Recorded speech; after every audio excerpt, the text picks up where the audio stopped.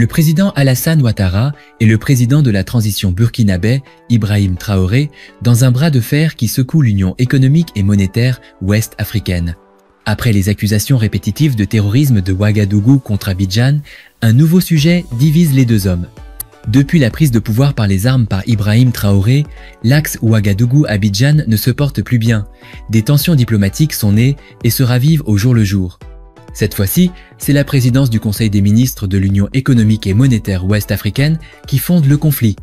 Selon les informations rapportées par Africa Intelligence, le président ivoirien ne serait pas d'accord que le Burkina Faso prenne la tête du Conseil des ministres de l'Union économique et monétaire ouest-africaine.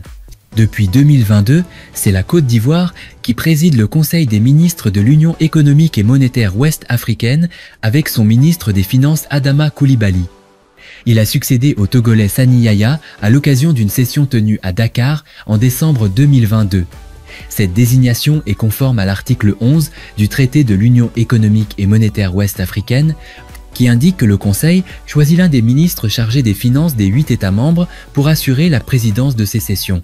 Le Conseil des ministres a pour mission principale d'assurer la mise en œuvre des orientations générales validées par la conférence des chefs d'État et de gouvernement. De par son poids économique, la Côte d'Ivoire détient l'une des voix les plus influentes de l'organisation sous-régionale. La position d'Alassane Ouattara peut donc fortement impacter la décision. Mais pourquoi s'opposerait-il à l'option du Burkina Faso? Cette position est sans doute l'une des conséquences des tensions diplomatiques entre les deux pays.